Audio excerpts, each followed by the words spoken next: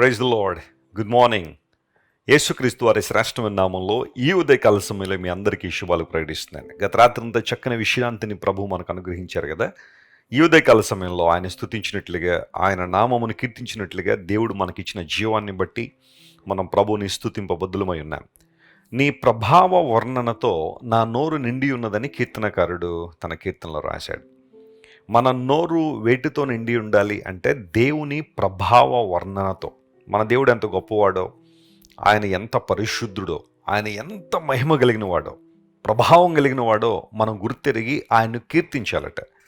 నేను పాడుచూ స్తుతిగానం చేసేదను అన్నట్టుగా ప్రతిరోజు దేవునికి సంబంధించిన పాటలు, ఆయనకు సంబంధించిన స్తుతిగానం మనం చేసినప్పుడు ఆ రోజంతట్లో గొప్ప ఉత్సాహాన్ని, ఆనందాన్ని, సంతోషాన్ని మనం పొందుకుంటాం.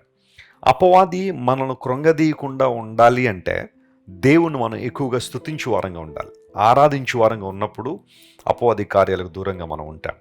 ప్రభునందు ప్రియులారా, ఈ ఉదయకాల సమయంలో దేవుని వాగ్దానం కోసం కనిపెడుతున్నారు కదా. పరిశుద్ధ గ్రంథాలు తెరిచి ద్వితీయోపదేశకాండము 6వ అధ్యాయము 24వ వచనాన్ని ఈరోజు ధ్యానాంశంగా మనం చదువుకుందాం. డ్యూటెరోనమీ చాప్టర్ 6 and verse 24.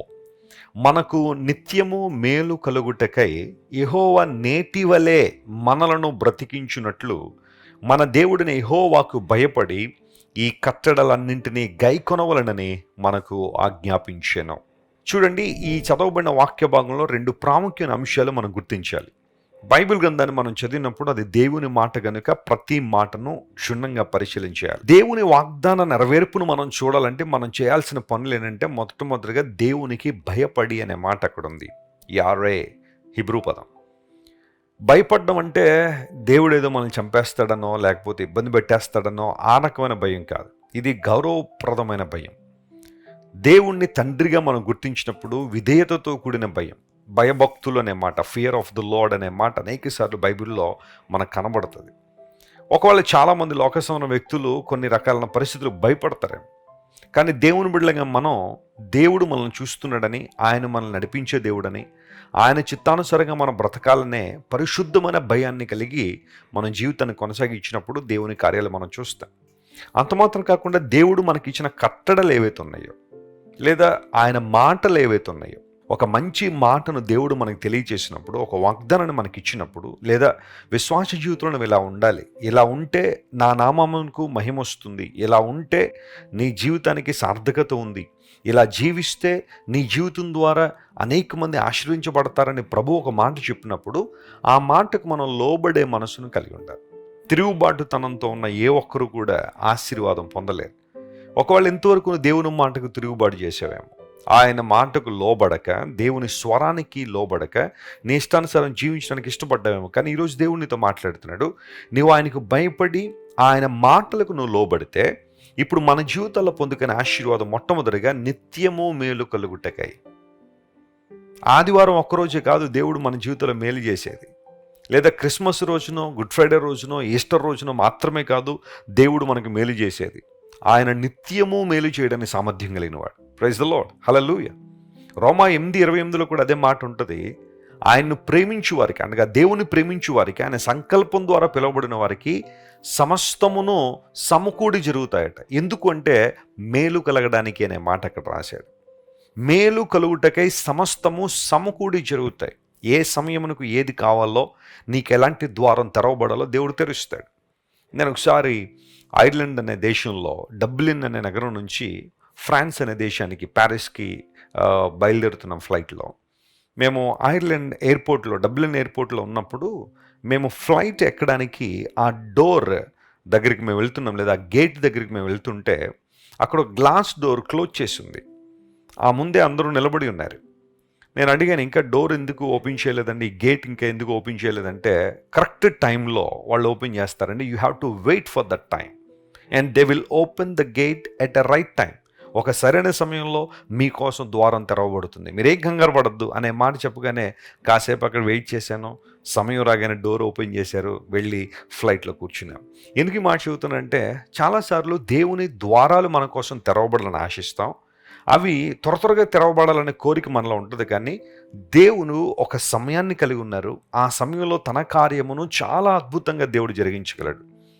దేవుని కొరకు కనిపెట్టడంలో, వెయిట్ చేయడంలో కూడా ఆశీర్వాదాలు ఉన్నాయి. నిత్యము మేలు కలుగునట్లుగా దేవుడు నీకు మేలు చేయడానికి ఇష్టపడుతున్నాడు ఆయన. కొన్నిసార్లు నీ చుట్టూ ఉన్న పరిస్థితులు ప్రతికూలంగా ఉన్నప్పుడు, లేదా ప్రతికూల వాతావరణాలు ఉన్నప్పుడు కొన్నిసార్లు నీకు మేలు జరగట్లేదేమో, నాకు కీడు జరిగిపోతుందేమో, అందరికీ మేలు జరుగుతుంది, నా ఒక్కడికే ఎందుకు ఇలా అవుతుంది, ప్రతి ఒక్కరు దేవుని పొందుతున్నారు కానీ మా కుటుంబానికి ఎందుకు మేలు జరగట్లేదన్న ప్రశ్న నీలోనికి రావచ్చు. అయితే దేవుడు ఏమంటున్నాడు తెలుసా? నీవు కనిపెట్టే సమయంలో ఉన్నావు. Just wait upon me. నా యందు నువ్వు కనిపెట్టుకుని ఉండు, నిబ్బరం కలిగి ధైర్యంగా ఉండు. సరైన సమయంలో నీకు కావాల్సి నీకు ఇస్తాను. నీకు తెరవాల్సిన ద్వారం నీకోసం తెరుస్తాను. నిత్యము మేలు చేయాలని నేను ఆశిస్తున్నాను. అయితే నీవు ఓపికతో కనిపెట్టగలిగితే మేలు చేస్తాను దేవుడు మాట్లాడుతున్నాడు. అంత మాత్రం కాకుండా నేడు మనం బ్రతుకున్నట్లు ఏ జీవాన్నైతే మనం కలిగి ఉన్నామో ఆ జీవం కొనసాగబడాలి అంటే, నిత్య జీవాన్ని మనం స్వతంత్రించుకోవాలంటే దేవుని మాటకు లోబడాలి. ఆయన వైపు మనం చూడాలి. యేసుక్రీస్తు ప్రభువారి లోకానికి వచ్చిన కారణం కూడా అదే. మనందరికీ జీవాన్ని ఇవ్వడానికి ఆయన ఈ లోకానికి వచ్చారు. ఆత్మ సంబంధంగా మనం బ్రతికించాలనే యేసు ప్రభు ఈ లోకానికి వచ్చారు. పౌలు మహాశయుడు ఎఫెసీయులకు రాస్తూ అంటాడు కదా, మీరు మీ పాపముల చేత అపరాధముల చేత చచ్చిన వారు ఉండగా మీరు క్రీస్తుతో కూడా బ్రతికించబడ్డారని. యేసుక్రీస్తు ప్రభు ఈ లోకానికి ఎందుకు వచ్చారంటే మనందరికీ జీవాన్ని ఇవ్వడానికి. ఆధ్యాత్మికంగా మృతమైన పరిస్థితుల్లో మనందరినీ బ్రతికింపజేసి నిత్య దేవునితో సహవాసాన్ని కలిగి ఉన్నట్లుగా, మనందరూ కూడా వాగ్దానములను స్వతంత్రించుకున్నట్లుగా, అంత మాత్రం కాకుండా నిత్య జీవానికి వారసులు మగునట్లుగా క్రీస్తు ప్రభువారు తన ప్రాణాన్ని మన కోసం అర్పించారు. నిత్యము నీకు మేలు కలగని దేవుడు ఆశిస్తున్నాడు, నీకు జీవాన్ని ఇవ్వాలని ఆశిస్తున్నాడు. ఈ వాగ్దానాన్ని ఈ రోజంతా క్లెయిమ్ చేసి ప్రభువును స్తుతించండి. అవునయ్యా, నీ పాదాల దగ్గర నాకు నిత్యము మేలుంది, నాకు మంచి చేసే దేవుడు, నువ్వు మంచి దేవుడు గనుక ఎల్లప్పుడూ మాకు మంచి చేసే దేవుడు అని దేవుణ్ణి గణపరచగలిగితే, ఆయన స్తుతించగలిగితే ఖచ్చితంగా మన జీవితాలు అద్భుతాలు చూస్తాం. ప్రార్థన చేసుకుందాం. ప్రేమగల తండ్రి, ఉదయకాల సమయంలో ద్వితీయోపదేశ కాండము నుండి మీరు మాకు ఇచ్చిన వాగ్దానాన్ని బట్టి నీకు వందనాలు. నీకు మేము భయపడి నీ కట్టడలు మేము గైకొన్నప్పుడు అయ్యా మాకు నిత్యము మేలు చేసే దేవుడు అని, మాకు జీవాన్ని ఇచ్చే దేవుడు అని ప్రభువా నీ లేఖనంలో మేము చూసాం. నీ మంచితనాన్ని బట్టి నేను స్తుతిస్తున్నాను ప్రభువా. మా ప్రియులు ఎవరెవరు ఏ ఏ ప్రాంతాల నుండి, ఏ రాష్ట్రాల నుంచి, ఏ దేశాల నుండి ఈ వాగ్దాన సందేశాన్ని వీక్షిస్తున్నారో ప్రతి ఒక్కరి మీద నీ కృపా సమృద్ధిని కుమ్మరించండి. వారున్న ప్రతి పరిస్థితిలో నాయన నీ జోక్యాన్ని, నీ ప్రమేయాన్ని కోరుకుంటున్నామో అనుకూలమైన కార్యాలు వారి జీవితంలో జరిగించండి. అద్భుతాలు మీరు చేయండి ప్రభువా. ఆశ్చర్యకరుడు గనుక నీ ఆశ్చర్యకరమైన ప్రేమ వారి మీద కృమ్మరించి నూతన కార్యాలు వారి జీవితంలో జరిగించమని ప్రాధేయపడుతున్నాను.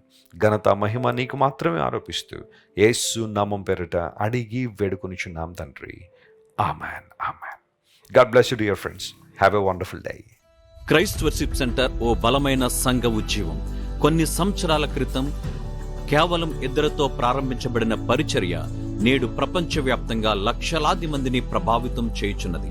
రాజమండ్రి, సికింద్రాబాద్, బెంగళూరు, నెల్లూరు, దుబాయ్, బెహ్రైన్, కరీంనగర్, విశాఖపట్నం, గద్వాల్, కొవ్వూరు, మలకపల్లి, శ్రీలంక, భూటాన్, అడ్డతీగల, పాలమూరు, ఒంగోలు, బళ్ళారి, కోరుకొండ, పోతవరం, నల్లజర్ల, వెంకటరామయ్యగూడెం, మచిలీపట్నం, ఇందిరానగర్లతో పాటు అనేక గ్రామాల్లో క్రైస్ట్ వర్షిప్ సెంటర్ ఆరాధనలు జరుగుచున్నవి. వాక్య సంబంధమైన ఉద్యమంలో, పరిశుద్ధాత్మ సంరక్షణలో కొనసాగాలనుకునే ప్రతి ఒక్కరికి మా ప్రేమపూర్వక ఆహ్వానాన్ని అందిస్తున్నాము. రండి, ఆత్మతో సత్యముతో ప్రభువైన యేసుక్రీస్తును ఆరాధిద్దాం. మీరు ఇంతవరకు విన్న దైవ సందేశం మరియు దేవుని సేవకులు చేసిన ప్రార్థన మీకు ఆశీర్వాదకరముగా ఉన్నదని విశ్వసించుచున్నాము. ఈ సందేశాన్ని మీ స్నేహితులకు, బంధువులకు షేర్ చేయండి. మీకు ఏదైనా ప్రార్థన అవసరత ఉన్నచో మా ఫోన్ నంబర్లకు కాల్ చేయండి. దేవుడు మిమ్మల్ని ప్రేరేపిస్తే విశ్వాసంతో సాగుచున్న ఈ పరిచర్యను ప్రోత్సహించండి. మరిన్ని వర్తమానాలు, పాటలు వినుటకు జాన్ వెస్లీ మినిస్ట్రీస్ అను మా యూట్యూబ్ ఛానల్ను సబ్స్క్రైబ్ చేసుకొనండి. ప్రభువైన యేసుక్రీస్తు కృప మీకు తోడైండును గాక.